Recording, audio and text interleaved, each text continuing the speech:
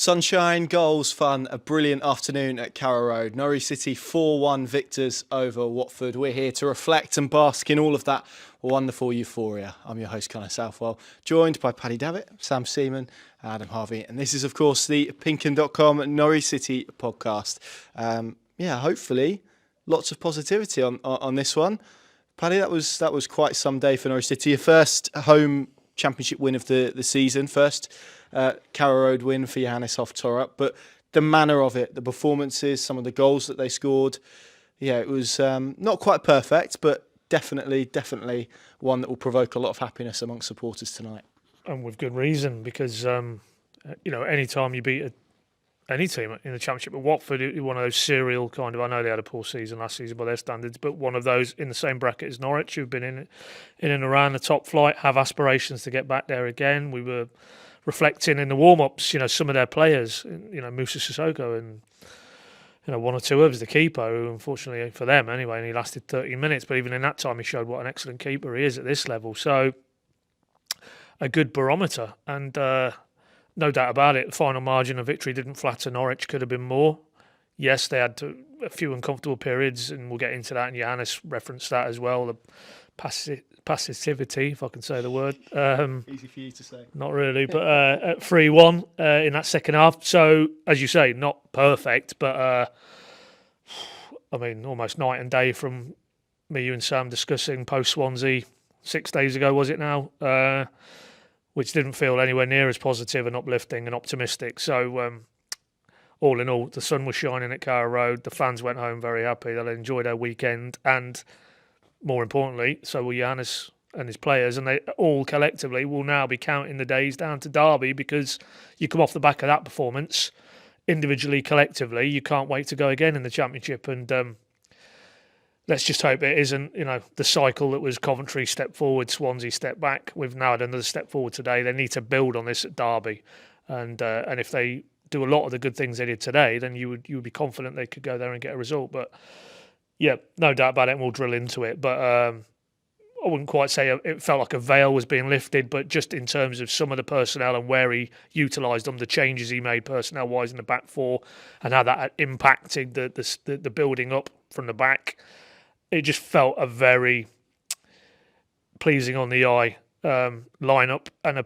a set of players who looked comfortable in the roles they were being asked to do. And obviously the proof was, you walk off the park, you've scored 4 goals, you've got 3 points, and a real feeling that maybe that momentum, which we felt they'd got after Coventry, they've got it back again, and now it's just about kick on. And as Johannes said towards the end of his post-match today, he feels it's not a case of will they get to the end point he envisages for them and him.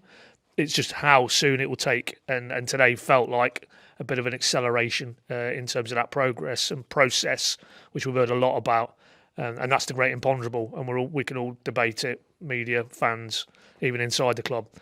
How long does this take to come together? And I think, again, today was irrefutable evidence that, he's got the players to carry out what he's trying to do, and it can, as it proved against Watford, prove effective in picking up Championship wins. And you get enough of those, who knows where it takes you this season. Yep, and that certainly feels the nature of what this season is going to be. I think there's going to be afternoons like this, which are pretty intoxicating when they happen. There's going to be weeks like last week where it's frustrating and you're probably pulling your hair out a little bit. And then it's about how often you can get these type of afternoons, and how much you can minimise the type of afternoons that we saw last week. We are back in our bunker here in Newsquest HQ, our new studio, which has got some new accessories, which I'll talk audio listeners through. I say new accessories. There's one really, which is friend of the pod, Richard Bland, who very well-known Norwich City fan, has managed to smuggle one of the posters that was in Austria for Norwich City's game against Hoffenheim through customs. So there's a bit of free advertising there from some Austrian companies. I think Sport Patrick being one of them, which is apt. Adds a little bit of culture. But that was, we saw, I think if you watched our vlogs and stuff from our time in Austria, you will have seen those posters. And the new gents are sat in 2 red chairs, which if anyone's watched The Voice on ITV, you look like 2 judges from that, and you can spin round as well. So you would be spinning round at Norwich City's performance today, I think, and trying to, I don't know what they'd even do on that show. I know they spin around, but I couldn't tell you. I don't know why I'm trying to continue. No, I definitely I'm sure if Will.i.am, he's still on it, isn't he? Tom Jones, Tom Jones, yeah. I think if they'd have been at Carrow Road, they'd have spun round on their chairs this afternoon. But we digress anyway. Sam and Paddy, just to pick up on Paddy's point, because we spent a lot of last week's podcast picking through and going through the comb Norwich City's attacking struggles and the frustrations. And I think we probably all felt coming home, and it was a long enough drive to really reflect on it, that Norwich City had probably beaten themselves at Swansea rather than been beaten by Swansea, with the chances they missed, and probably a little bit frustration that they weren't consistent with their quality of chances they created. The fact 7 days on, and I spoke to you, and you were there at the press conference, we spoke to Johannes about the way they build attacks, and he said they spent a lot of the week working on it, and you look at the productivity, the fact that they scored 4 goals, 4 different scorers, Josh Sargent not on the score sheet, which obviously for him is a negative, but for Norwich to spread the goals around feels much more positive. We're having very different conversations this week about Norwich City's attacking force. Yeah, I think it's good that you touch on that sort of plurality of sources and strengths that Norwich had this afternoon, because as you referenced, too often in the last couple of years it's been based purely on Josh Sargent, sometimes in purely a goal scoring way, in just when the ball falls in the box you expect that Josh Sargent is going to be there and nobody else, and sometimes even more than that it's been on him to create his own chances and be sort of the driving force for Norwich all by himself. But as Thorup referenced, and as I'm sure all fans at every club want to see, there were many different ways that Norwich were able to attack this afternoon. There were many different players who first of all got on the score sheet, and then even beyond those 4 sort of threatened to be in and around it. So I think managing to broaden that range of sources will be really important for Norwich going forward this season. Obviously they would like to get Sargent back on the score sheet sooner rather than later, I'm sure.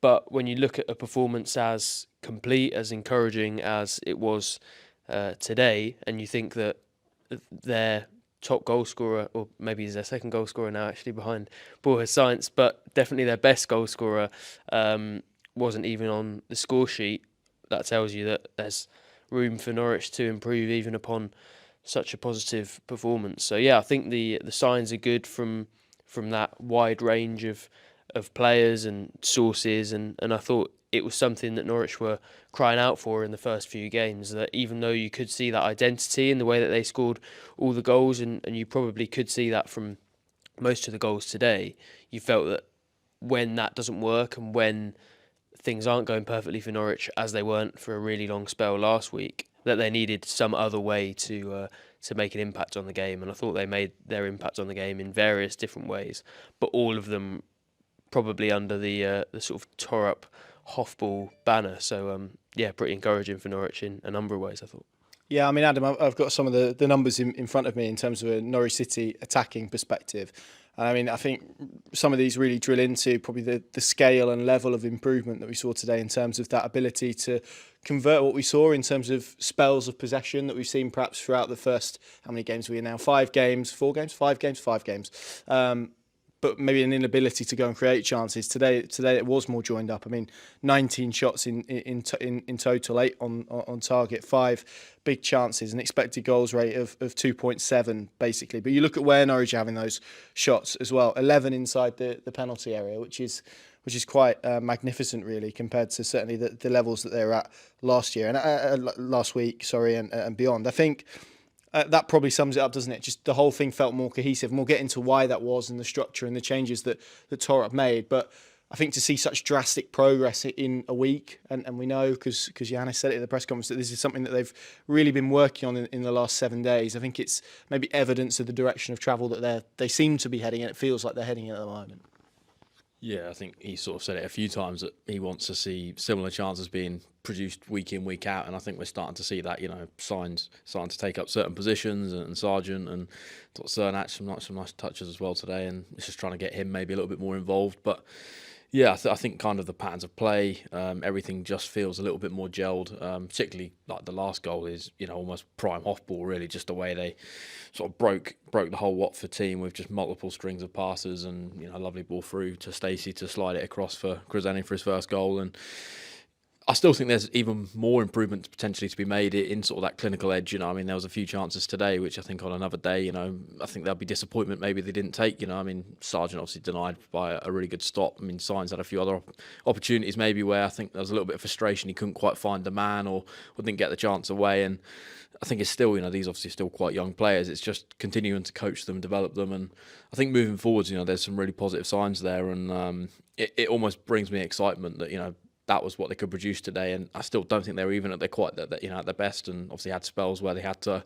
sort of ride it out a little bit, and there was patches where, particularly when they were 3-1 up, and you sort of a little bit fear mongering that maybe those chances they squandered early on might come back to bite them if Watford went and grabbed one, and then you get a little bit nervy. And obviously we've sort of been there before, so work to do. But I think sort of the chances they're creating, clearly this team is there to score goals. I think with the attacking quality they have in certain areas, it's just harnessing that and trying to convert those chances on a regular basis. And I think they're defensively as well. They look like a fairly solid foundation there. So lots to build on and work on. I suppose moving on now into sort of a bigger patch of games and maybe sort of the defining sort of part of the early half of the season.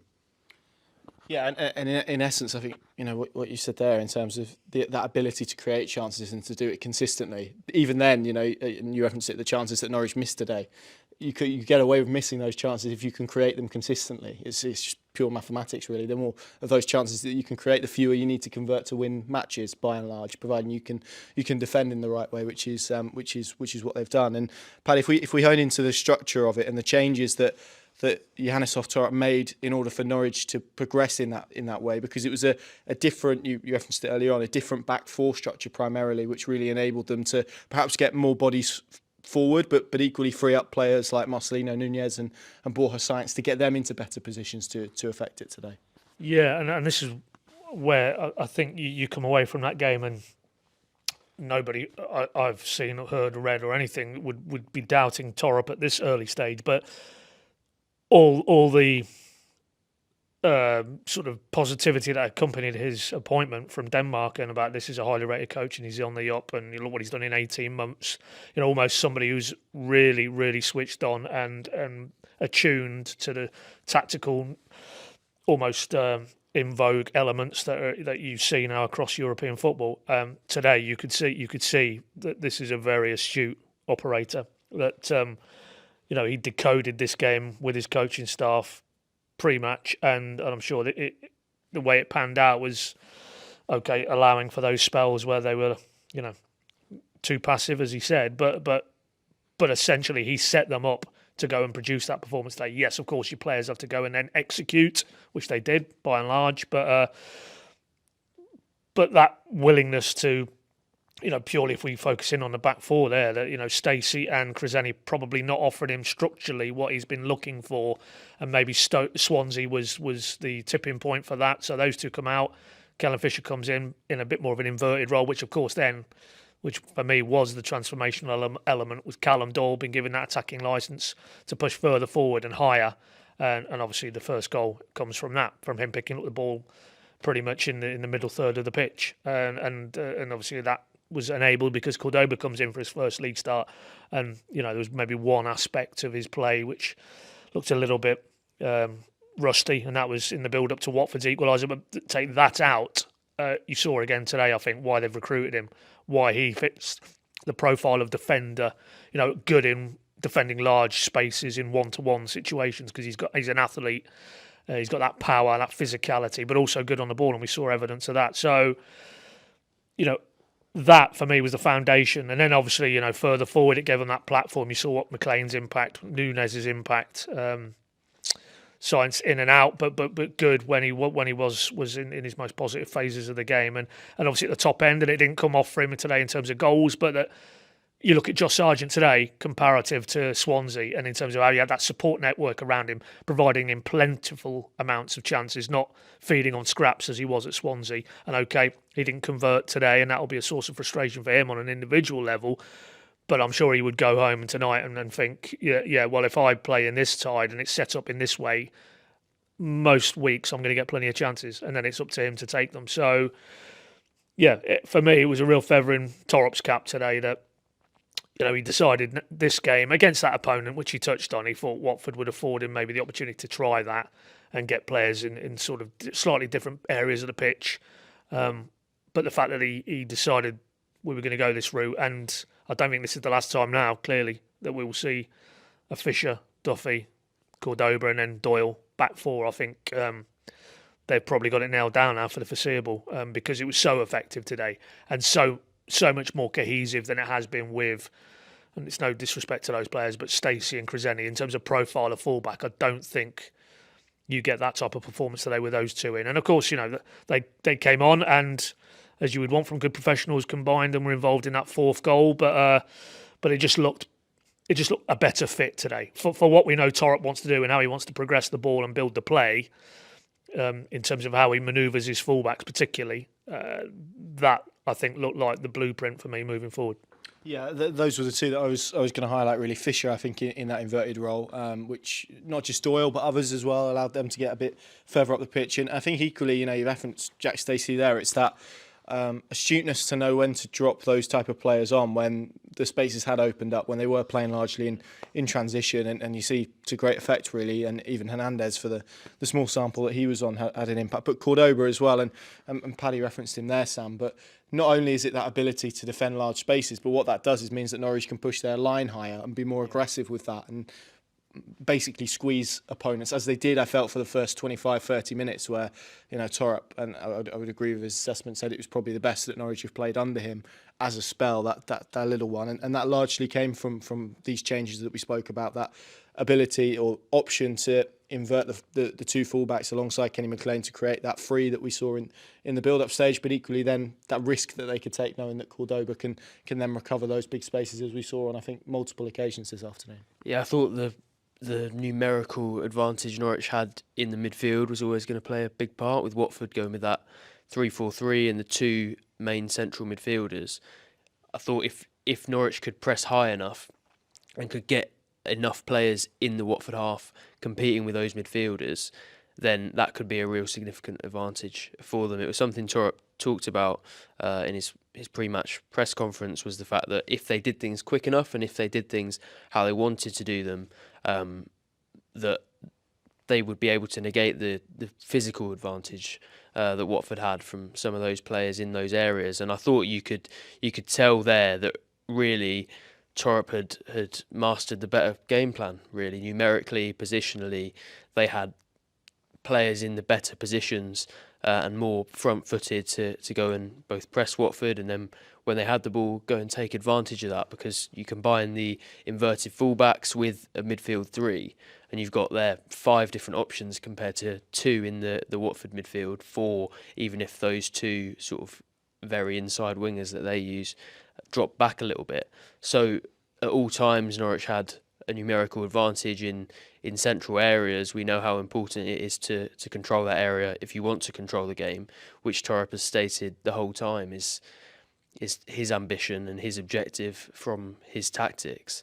And I thought, actually, in possession and then later in the game out of possession, when they maybe didn't have the legs to press as high up the pitch and the game state dictated that Watford were going to try and move a little bit higher up on it, I thought Norwich actually controlled it in that point of view. It's something I think we've spoken to Ben Napper about before, is that yes, he would like possession as much as possible, and that is the football that he personally likes to watch, but also you can control games out of possession. I thought for the first 60 minutes, Norwich controlled it in possession, aside from that sort of tough 20-minute spell in the first half, and then for the last half an hour, they controlled it out of possession by and large and didn't have too many worries. So I think the numerical superiority that higher line allowed them to have was a really, really big part in how the game sort of played out tactically.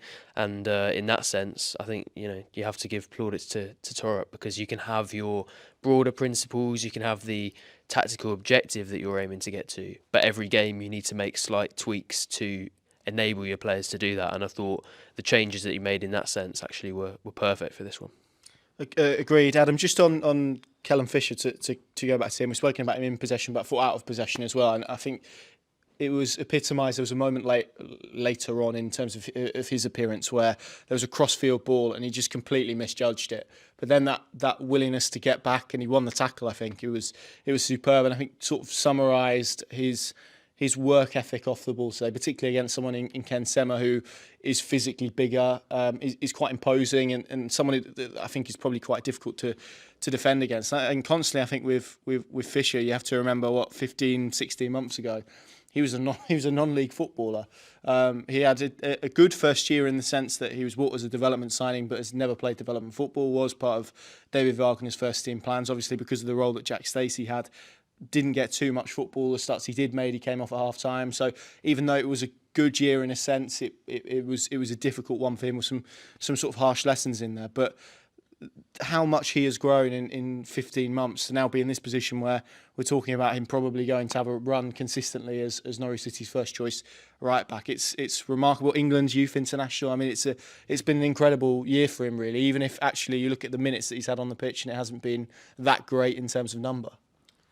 Yeah, it feels like he's now under sort of the perfect management for him moving forwards in his career. You know, you look at David Wagner, there was obviously signs of progression, as you mentioned. You know, he got opportunities and maybe not consistently enough to really sort of get into the groove. And I think we sort of saw it during pre-season. Obviously, they tested him in a few different positions and maybe looked to see where his strengths were. And I think there was, positive throughout the whole of the pre-season. Wherever he played, I felt he looked relatively comfortable because he's good in possession, and even that work out of possession. I think if you play him in midfield, obviously he's got that defensive awareness because of his upbringing and playing in a defensive position. Obviously, I think he suits playing right back a lot more, and I think we saw that today. And just getting up and down the pitch, he's clearly got quite an engine, and obviously the physicality is up for debate. Stacey obviously physically is a much bigger unit, but I think he almost gets away with it because he, as sort of mentioned, up against Ken Sema today, who is a big wide man, and I thought he had the sort of upper hand on him for most of it. Even in difficult spells, he never really let it get him down. He sort of continued to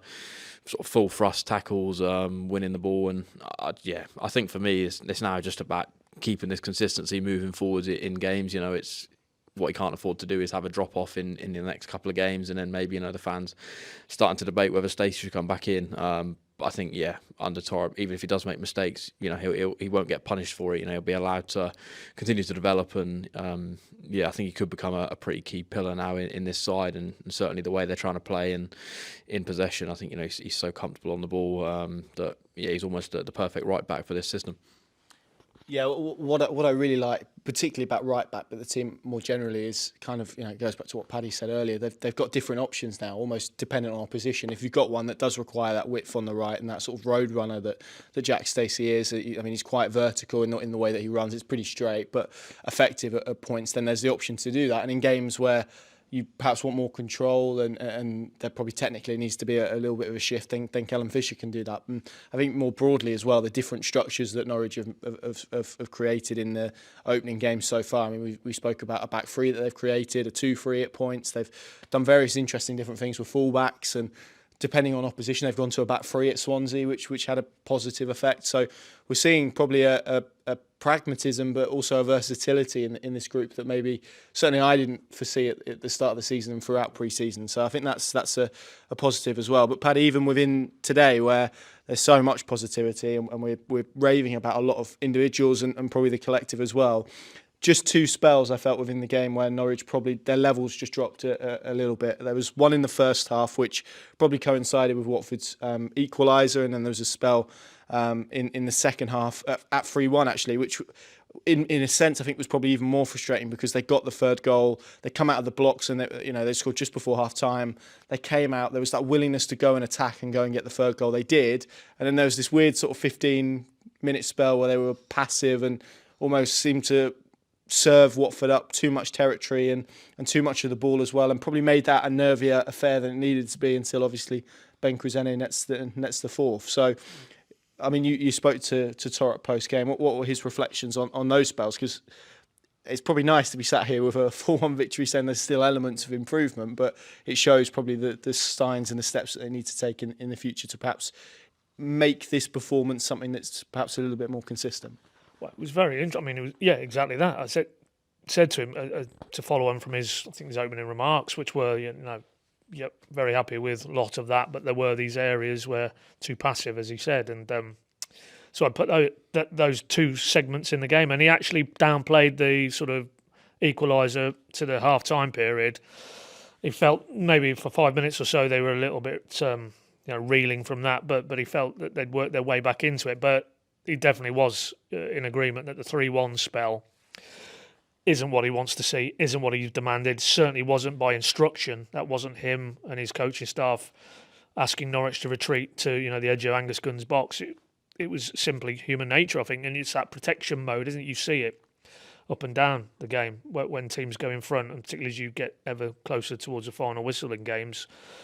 It's almost naturally, let's preserve what we've got rather than go on and try and get, in this case, a fourth goal, which they did eventually do, as it turned out. But he was very much of the mindset, even I think, paraphrasing, but that's the big thing they'll be working on this coming week in training, is that in that scenario, that's the last thing I want to see from my group of players, is to sit on top of their goalkeeper and almost wait for their fate. Is stay on the front foot, remain in that mindset that they came out and started the second half, where even before Nunes's excellent goal, they'd had 3 or 4 chances.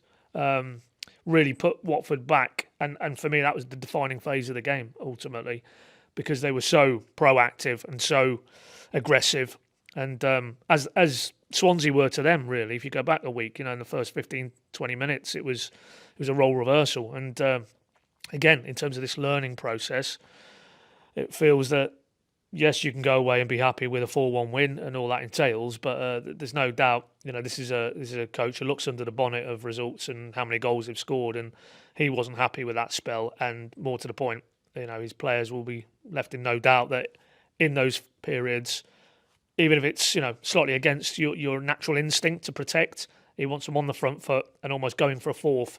And then clearly, if they concede, then I guess he would turn around and say, look, that's on me. This is how I want you to play. This is how I want you to attack from minute 1 to minute 90. And again, that's a process and an evolutionary one, probably that, because what we saw there in that period, it reminded me very much of Wagner-style Norwich teams where they would get their noses in front and then just cling on for grim life at times, and almost reliant on maybe Angus Gunn's shot-stopping ability. And he had to make 1 or 2 stops today, but it wasn't quite to that extent. But they certainly did concede far too much space in and around their own box, and did have to ride their luck a touch. And maybe, but for better Watford finishing, then that becomes a very tense finale. You're 3-2 up then going into the final stages, as opposed to what it turned out to be, which was quite a procession in the end. But yeah, there's no doubt, if that scenario plays out again at Derby, say next weekend or further down the track, that a Thorup team, their head coach wants them to be proactive and remain in that frame of mind, that it's about, can we score a 4th goal, can we score a 5th goal, can we put the game to bed, and then you can almost coast to the finish line, rather than what we saw in that period, which they came through, to be fair to them, was a sense that they stopped doing the things that had put them in that position at the start of the second half and had got them 3-1 in front, and it had pinned Watford back. But as I say, it's not something Johannes wasn't aware of. He actively offered that up in his post-match and added, as I say, that they will be working on that again. And that's probably more a mentality thing. I don't think it's anything tactical or, in terms of the football structure side of it. It's basically a mindset, and it's remaining in that positive frame of mind. And obviously, when you go on, as they did in this game, and add a 4th, that's probably going to help a lot more than Johannes just talking it through. It's like, well, look what happened. We went back on the front foot, we scored an excellent team goal, and we put that game to bed. And that's what I want from you if that scenario plays out again. What's your prediction of how many passes there were in the build-up for that 4th goal? Well, I was as always at that stage of the game. My head was in my laptop. I think I looked up at Sargent to Stacey to Cresceni. So a long build-up. Yeah. I mean, you said, I think in the press box that was a real team goal. So I haven't seen it back, so I'm not even going to guess. I think it'll be north of 20. That's my feeling, Sam. I was exactly the same as Paddy, head fully in the laptop. I didn't even see who. See, now I'm wondering if I've imagined it, but I'm pretty sure it was a long build-up. I've seen a 1 second. Adam's nodding, so that's good for. There you go. No, Adam did say at the time, so I did know, but all I saw literally was Stacey running into the box, cutting across for Cresceni, and me thinking, I'm happy for Norwich that they've got another goal, but I'm sad for me having to change all the scores everywhere and add a little late paragraph to the match report. Can you hear that? That's the world's smallest violin, I think, actually, just coming through. Just a word for the home record, which is just staggering, really. I mean, I'm reading out a tweet from NCFC Numbers, who obviously produces some excellent stats post-game. Obviously, 21 home games unbeaten in all competitions now for Norwich. This is the 18th league game. First time for 52 years, so since November 1972. They've gone more than 20 games in a row at Carrow Road without defeat. That obviously spans 2 seasons, and within that is the bizarre 4-2 victory over Watford earlier on in the season, which almost felt like a defeat by the end of it. But I think if you'd have told any of us post-Blackburn, that podcast that we did about a year ago, which was probably centred very heavily on David Wagner and his future, that Norwich City would then go over 20 games unbeaten at Carrow Road. I mean, it's staggering. And I remember before this run, I can't remember the exact numbers, but they had a pretty poor record obviously, fans returning from COVID. Carrow Road had been quite a miserable place. You look at what they've done since November, really, it's remarkable how much of a fortress they've been able to make Carrow Road.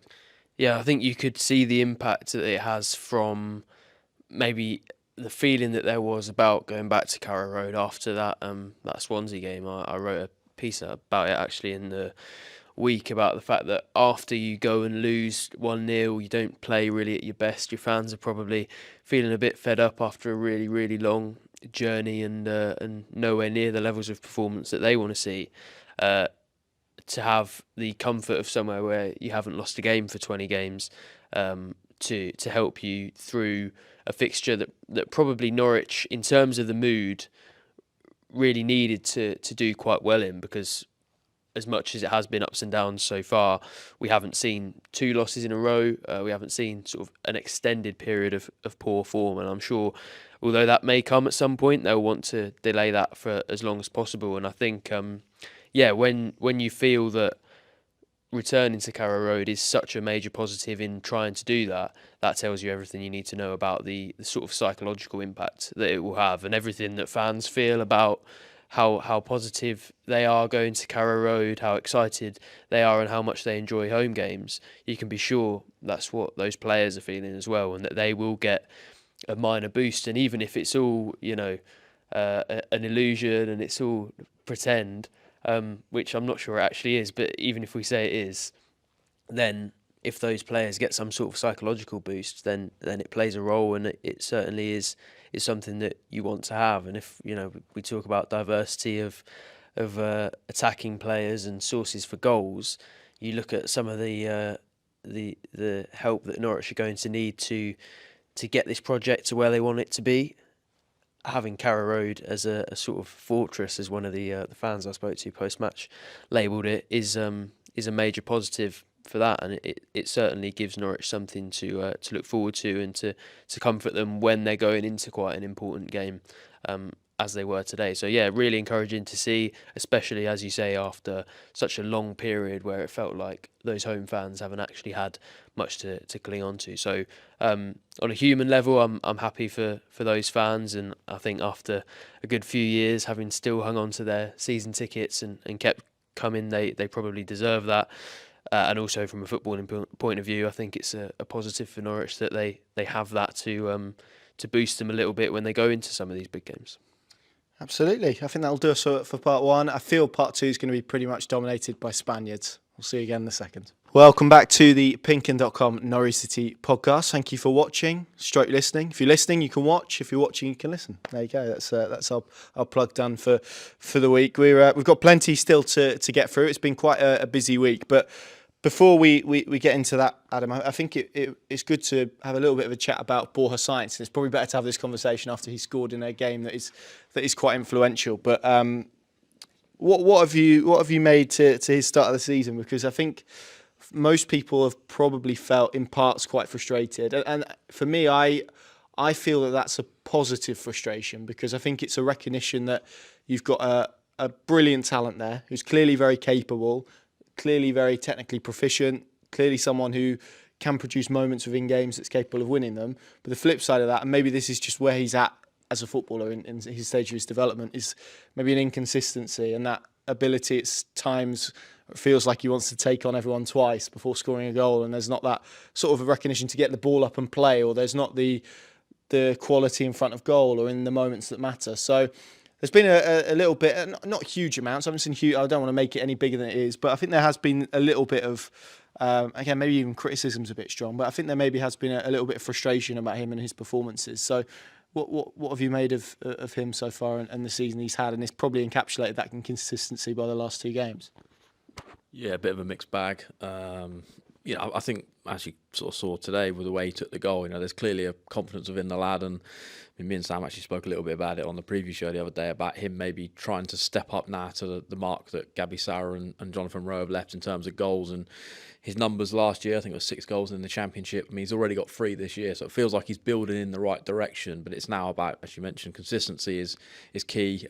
He needs to be producing the same levels week in, week out, and probably, we sort of spoke a little bit about it after the game, take away sort of the emotion slightly that riles him up at different points. I mean, I understood, last week, he sort of maybe had a bit of a bite back at fans, and ultimately he wasn't performing. And I think the fans that have travelled, would be a 12-hour round trip spent, probably north of £100. I think they can have a frustration because at times, he maybe was being a little bit greedy and trying to sort of overdo things, or the chance that fell his way. I think on another day, he'll look back at that and probably know himself that he should have taken at least one of those, and Norwich come away with something from that game. And yeah, I think he's almost got to harness the emotion in the right way and use it to his advantage, because as we saw at different points last season, when he sort of is in that mood where someone sort of said something to him or whatever, he almost takes it upon himself to try and produce. And obviously you saw the reaction today when he scored, sort of the celebration, the way he sort of mimicked cup in the ear and sort of the shush sort of celebration he pulled out as well. And I think he just sort of needs to ignore that. Let your football do the talking, and the fans will back you, because there's clearly a talented player there, and we saw it, the special moments he can produce from almost nowhere. He wins games. He is a match winner. Last year, Coventry sticks out for me. The way in that game Norwich needed a win, and he just produces a bit of magic late on, and they win the game. And he's obviously still a young player as well, which I think we've obviously got to take into account. And there's still going to be mistakes in his game. There's still a lot of development there. But I think, he's a special player that just needs to, keep building on these sort of performances. And I think his, metrics will get there. And I want to see him maybe get more assists, because I think that's an area of his game that he needs to improve on. I think it was just 2 assists in the Championship last year in sort of 30 or 35 plus appearances across that season. So there's clearly areas of his game he can work on. But he's a special player, and he just need to keep him fit, keep feeding Sargent the chances like he did today for early on, where Backman's made an absolutely wonderful save. And I think there's clearly a connection there starting to build between those two, and they're 2 key players in that attack for Thorup that both will score goals. And the levels of creation, chance creation, the amount of opportunities he's going to get this season, I think he can get double figures, certainly in the goal department. Yeah, I agree on both of those points, actually, in terms of the goals, and equally that I'd like to see a little bit more from him creatively. I'm not quite sure he creates enough for me yet. And I think again, this is the point of where he is in his development. It's simple, and I understand why people do it, but Sauer gone, Rowe gone, people go, right, who's the next one? Well, it's Borja Sainz. He's the one now that needs to step into that void. I'm not quite sure he's ready to do that yet, but there's clearly the makings there of a wonderful talent. And maybe we'll come back to the talismanic point with Sam in a moment. But Paddy, in terms of that emotion point, it's a difficult one, isn't it? Because so much of that is what makes Borja Sainz brilliant. That edge that he plays with. We saw it very. And again, I don't even think they're particularly similar players. But Emi Buendia had it as well, and there've been other players that have it. And in a sense, you saw it with him where he's got a red card in him. Borja Sainz has a red card in him. But if you can get that edge and utilise it in the right way, that is where the magic is. And it's striking that balance. And it feels at the moment that maybe that balance isn't quite struck often enough. Is that fair? Well, it's probably a bit early in the season, really, to make any hard or fast judgments on that. I mean, his numbers, to follow on from Adam's point, his numbers are very impressive already. His personal goal contributions, yes, there's no doubt the assist element needs to improve, and that in itself cuts to what the issues are in his game. That, I mean, you don't accuse him of being selfish, because it's that selfishness that is getting him in those positions where he's running beyond the defence, and then he's showing that composure to slot that goal today. Excellent finish, in direct contrast to similar opportunities at Swansea. But it does need to be more rounded, and much like, it just popped into me now, Thorup, after John Rowe, and this was obviously prior to how that played out over the summer, but I think it was the Austria friendly where John Rowe was excellent that day. Was it actually that game? Well, as if we planned it. He said, look, there's no doubt about the player that we've got there and what he did last season and what he could do this season, but he needs to get more involved in the game. He needs to be more involved, creating other things for his teammates. And for me, that challenge rather than criticism is now for Borja Sainz to pick up and run with. He needs to be better at connecting the dots and servicing Josh Sargent primarily. And if he adds those dimensions to his game on top of what he is, which is a player capable of scoring goals and in good quantities as well, then to go back to what Thorup said today, it was along the lines of once he got past talking about the emotions, and that's his biggest challenge, is dealing with those emotions within games, the disappointment, and not to let it affect you and remain focused on what you're trying to do and execute on the pitch. But he did finish that answer by saying, look, he can't wait to see what this lad turns into as a player in the next 1 to 2 years. And obviously by definition, he's saying if he can work with him for 1/2 years, because he can see the raw material as we all can. And if you can just meld it and point him in the right direction, and then he needs to play his part in terms of that maturity as he gets older and more experienced and more used to the sort of the vagaries of playing in English Championship. I mean, last summer just gone, the window just gone, there was clearly, monitoring going on from Athletic Club Bilbao, where he started his career. I don't think it's beyond the realms if he continues on this trajectory, adds those elements that are maybe missing in his game. Sadly, from a Norwich perspective, we'll probably be back here again next summer, and he will be and I don't mean in terms of forcing a move, but in terms of the players will be linked with moves if Norwich are still in the Championship.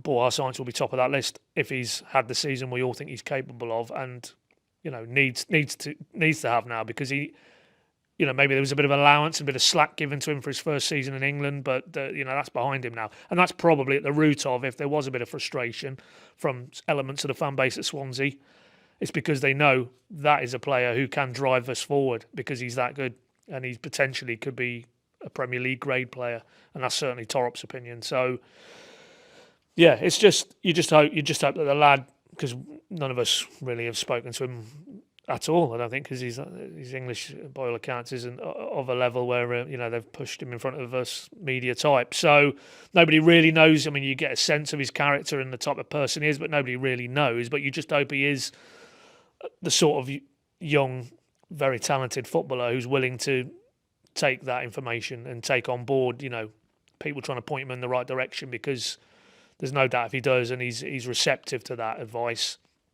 the sky is the limit, to use that cliche, because that goal today, it wasn't an easy finish, and he had time to think about it. But if you watch it back, the way he's very calmly bisected the keeper and just the near post and slotted it in contrast to what he didn't do at Swansea. But therein is probably where we are with Borja Sainz now. These last 2 games, it's the frustration, but also the feeling that he's a player who can unlock a lot of positive things for Norwich in the final third, and it's just now his responsibility, Thorup and the coaching staff, to try and iron out some of the rougher edges around his game and maybe him as a person and his character and that emotional element, but not at the expense of the fuel that he needs to obviously go on and probably fulfil the career, much like with Zara, that he will be far better than the Championship. How higher he can go will be down to him ultimately.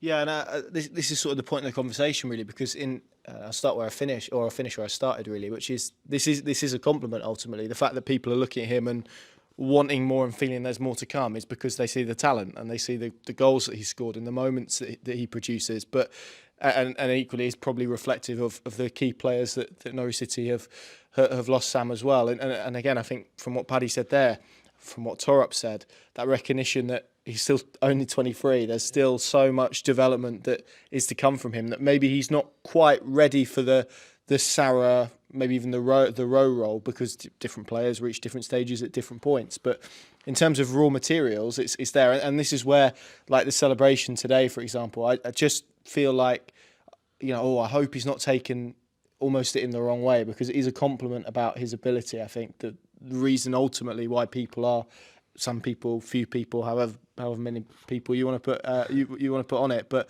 why maybe there has been that frustration towards him because of they know what there is there.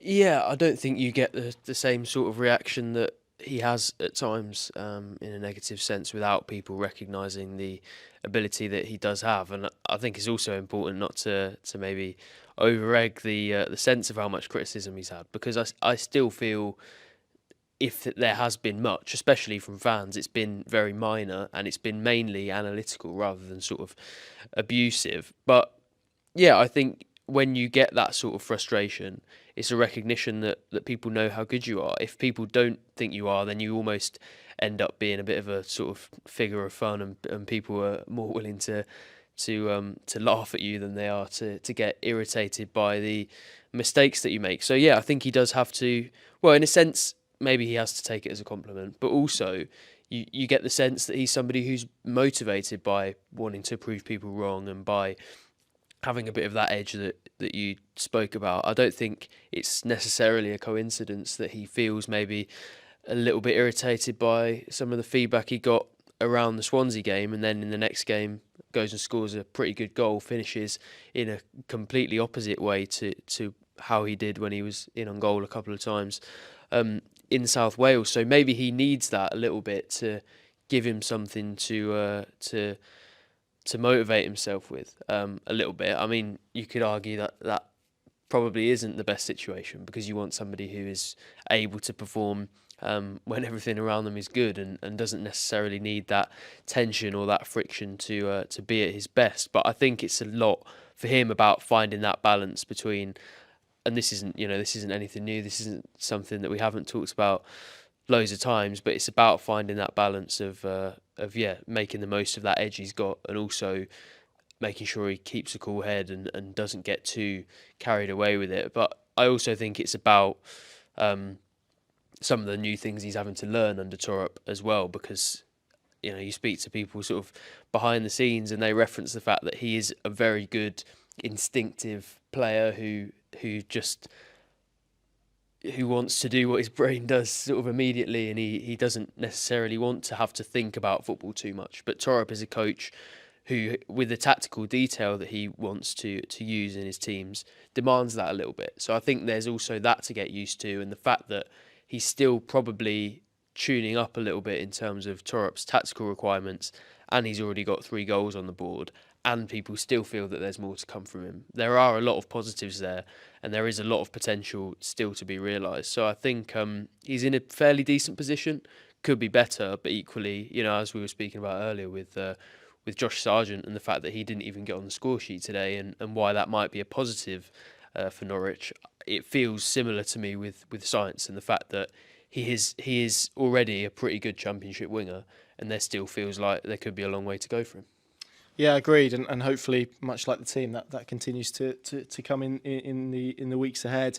From one Spaniard to another, Adam, it's been quite again. The transfer window closes. You think Norwich are going to have a little bit of stability. Maybe they don't need it off the basis of today's performance, but you think there's going to be a little bit of stability in terms of personnel and coaching staff. And then, when was it, Monday morning, Stephen Schumacher is sacked, and then it becomes very, very quick, very clear very quickly, if I can take my teeth out, that Narcis Pelach is going to replace him. Not just replace him, but also take Paul Clements, the goalkeeping coach, and one of the analysts with him.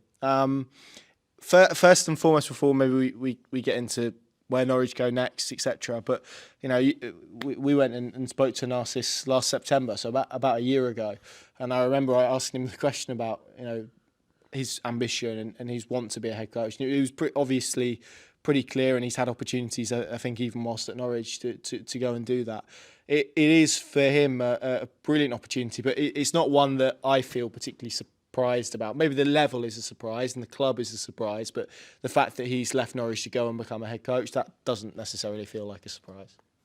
No, if you speak to those within sort of the footballing Norwich circles, I think they're not surprised by this. The fact that they've sort of almost pre-planned for his exit and they've got candidates on the go probably tells you that they knew that he was going to be moving in one direction, and that is leaving the club to pursue a goal and a dream of his. He spoke very openly, and I thought there was a clear drive, a clear hunger within everything he was saying, that he did want to go and test himself as a head coach. And intrigued to see how he gets on, because this feels like a really big test. Everyone that's gone into Stoke has notoriously struggled ever since they've been in the Championship. They've spent relatively big sums at different points, and nobody's ever really got it going. How much time he gets, and all those factors will come into play. But I think as an opportunity, when it presents itself, to go to a club like that has the financial backing of the Coates family, and there's clearly a sort of plan in place there to try and get back to the Premier League at some point. You can't turn that down, and obviously disappointing he's taken Clem with him as well, because I think you speak to anyone within the goalkeeping world of of Norwich City, and they speak about how much he's helped develop a lot of these younger goalkeepers. Angus Gunn, I feel like his levels have certainly increased ever since he's been working alongside Paul Clements, and again another person who's been involved at different football clubs. He's obviously got a lot of experience in the game, and I also think the fact it was maybe the timing, it's not great, but I also think maybe it is slightly of benefit in that they've been in the group while Thorup and Riddersholm and those that have all arrived have just helped bridge that gap a little bit between last season and this season, and it now maybe gives and opens the door, which we'll probably come on to a little bit more, for a couple of coaches to come in and maybe be a little bit more sort of Thorup orientated in the way they want to work moving forwards, and putting in systems and all these various things that he wants to implement. But I think they both go with pretty much good gesture, goodwill from everyone involved at the football club, and I hope he does well. Obviously, aside from when they play Norwich, but I think it's an intriguing decision, and hopefully it does pay off. Yeah, what an opportunity for him, by the way, as well, to get that job at this stage is remarkable, and never know, but it would have been interesting to see if there would have been other Championship opportunities if for whatever reason this one didn't pan out maybe the way that he would hope. But from a Norwich perspective, Paddy, it's not half been a busy few months when you think just on the high profile stuff that's happened. Gabriel Sara leaving, and you get Jonathan Rowe doing what Jonathan Rowe did at Oxford, Abu Kamara with a transfer request, Adam Eder with the disciplinary issues around Austria, whether intentional or non-intentional, losing his phone, and then you have 8 in, 9 out, all of the change that comes with that. You've got a different set piece coach, and Andy Hughes left, and a different one coming in, change of head coach, change of assistant head coach, and now you think it's all settled down, and you throw in another 2 3 maybe key staff to replace behind the scenes. I think Johannes Thorup walked into quite a storm, really, that probably he would have foreseen a lot of change maybe in terms of the transfer window, but maybe the way that some of it's happened. John Rowe, obviously a player that they would have liked to have kept. Abu Kamara, a player that they would have liked to have kept. I'm sure maybe these are coaches they would have liked to have kept, even if they've prepared for them to move on. I mean, it adds to the sense of process probably around this, and why there probably isn't a need as well for patience, because as he mapped out on Friday, now you've got 2 coaches who are going to have to get up to speed, whether they've worked with him before or haven't, get up to speed with what he wants to do, his methods, his style of play, this group of players. We're talking about time again, aren't we? Yeah, although if I look at it, I mean, the keeping coach, Declan Rudd, who stepped in on the interim basis now, he's spoken about in the past more generally. I mean, it is distinct from, coaching outfield players. It's almost, it's a parallel universe, really. So in that regard, I don't think that the fact that they've got to go and get a new potential goalkeeping coach from outside the building, that's not going to disrupt anything or take a period of adaptation, because essentially, as we know, keepers very much their own pods, work together day in, day out on the training pitches. They're very tightly knit unit, distinct from the outfield players. That doesn't feel like anything that could throw them off. I suppose the first team coach element more so, because they need to be clearly on the same page as Thorup and Riddersholm, but you can be sure that whoever they do identify and target will be very well known to those gentlemen, and if they haven't already worked with them or know people who have worked with them and can vouch for them. So we saw it with Nick Stanley. He had to come in, and I'm sure there was a little period of adaptation. But what I would say with all of that you mapped out there, Connor, is that there is a constant, and it's Ben Napper and it's Neil Adams, and it's the structure around Johannes coming in and then having to deal with all these situations. It's not a club in a complete state of flux where it isn't just the head coach and players. It's like off the field as well. There is that stability, and okay, you could point to maybe there's a process above them now at board level which is playing out. But even that, the Atanasio group and Mark himself, they've been in the building now for a long period of time, very hands-on, as we know, in many areas of the operation. So I think that's what I would look towards, is that yes, you could look at it as quite a lot of turbulence for Johannes to have to deal with, but as he said, purely in terms of the transfer window, that was very strategic. There was nothing that they were unaware of. Yes, you can't plan to the nth degree of which clubs will come for your players, but I think they knew at the start of the summer which players were likely to move on, could move on. The scenario planning that went in place, we saw how quickly they were out of the traps getting players in once those players had departed. So I don't think necessarily the player aspect of this turnover since he walked in the door would have been something that he's had to contend with in that sense, because it felt like him and Ben and Neil and all the other stakeholders were very much driving that process. As he said himself, I think flippantly, it wasn't something that was taking up hours of his day. It was something he did at the end of the day, kind of thing, very distinct and separate to what he feels is his primary role, which is coaching that group of players to improve them and pick up wins in the Championship. So in the same vein, I think this coaching issue, the timing's unfortunate, but I don't think it's anything that's going to really blow them off course or stunt what feels like a little bit of progress being made now. I think they'll take he reiterated again tonight after the game that they can take their time, and obviously when you win a game like that, it allows you maybe a little bit more time. The fact that they've got very capable people internally who've stepped up, that it almost does allow them or afford them an opportunity to it has to be the right appointment, not the quick appointment, and I think that's how they're going to approach it. And I think having said that, I think there is a sense that it might be moving towards a conclusion, if not both appointments this side of Derby. But if it was to be after Derby, I don't think that would perturb them unnecessarily, because it's a long season still from this point, and then there's 2 international windows coming up. So if you're making appointments around the next week or two, you've got potentially two weekly blocks coming up, before this side of Christmas to really embed new people into the building and into the culture and the coaching template that Johannes is looking to roll out and embed further. So, yeah, I mean, it's unfortunate, really, the timing-wise, but as Johannes said, is it a surprise that Narcis Pelach was moving on? No. Maybe it's a surprise at Stoke, but certainly not that he would at some point have moved on, and you can be sure that they would have had a contingency plan, and we're now in the next phase of that contingency plan, which is reaching a point where they identify who they want and then going after them. And I think they're probably at that stage already. So now it's about extricating 2 individuals who are currently employed with other clubs and all the elements that go with that. And then I think it will move fairly quickly. And if it's this side of Derby or not, I don't think it really is that much of a disruption beyond the timing element of it.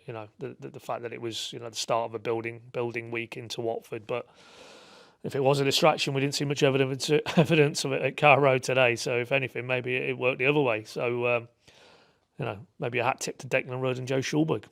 I thought you were going to suggest that coaches left every week to produce this sort of performance.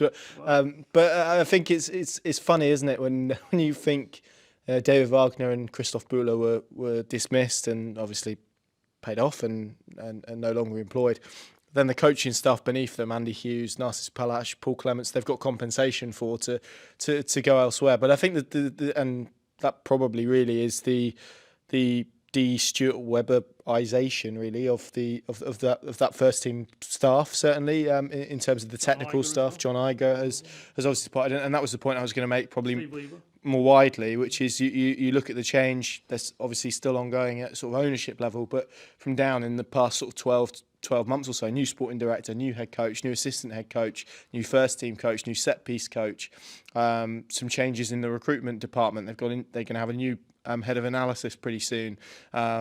It's pretty staggering. Obviously, all the changes on the playing side. It's for what has been for such a long period of time, a really sort of stable club. There's been a hell of a lot of change in the last 12 months alone. So it's going to be interesting to see how all that obviously unfolds in the weeks to come. I'm sure we'll be talking about plenty of it. To end the pod then, gents, I thought, given we'll cash in on all the positivity, just thought we'd go around and ask you, of the 4 goals, which one was your favourite? So, Sam, of the 4, which one, just very quickly, haven't got time for sort of extensive answers, but what was your favourite one? Nunez. Good answer. Adam? Crizene. Oh, nice. Yeah, I think, nice. Paddy? It's not even a debate. It's Callum Doyle, isn't it? Is it? God, honestly, Keeper should have saved it, though. Bobby Charlton-esque. I think the keeper should save it. I think you're being very harsh there, and also underplaying the velocity and the swerve that Callum Doyle imparted on that ball, because he's a genius with the ball at his feet. So, to be fair, I mean, Backman probably is going to be disappointed, but there was an angle behind the goal, and it viciously moved late, like an outswinging bowler. So, it's not even a debate, Connor, surely. Yeah, I'm torn between Nunez and the Crizene one, but I think I'm going to edge towards Crizene. I think just for the build up.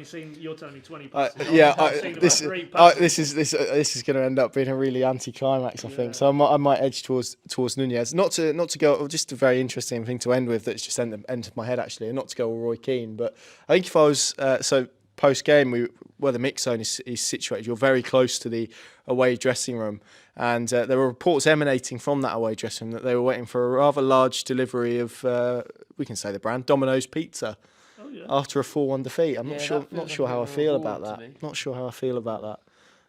Didn't you tell? Maybe we shouldn't tell this anecdote. Didn't a certain player from a certain team find himself in the media area picking up a certain amount of pastries? Yeah, he was. Yeah, I mean, what's going on? Someone You got just beat mentioned 4-1 and you're going for the donut run and Domino's. Who was that Batman? Yeah. I did it, not to. You did see that? I saw him chatting to Brian, because I think Brian Gunn is involved in his agency. Might even be. He might be sort of his agent or something similar. So I saw them two having a chat. So I knew Backman was in the media area. Put 2 and 2 together. So. I got told he had a few donuts, but it's not. I don't think it was like what's the Simpsons character, where he has them on the police officer, where he has them on his hand. I don't think it was one of those. But anyway, we digress. Thank you very much for watching and listening this week. We will of course be back next week. Unfortunately, we won't be in our bunker. It will be obviously a slightly different podcast today after away games. But it's been nice to get back in here for. I don't think we were in here for the last one because I couldn't work the lock, but we've figured it out now. So hopefully from the foreseeable after home games, this will be the environment. Thank you very much for watching, for listening, and we'll see you again very soon.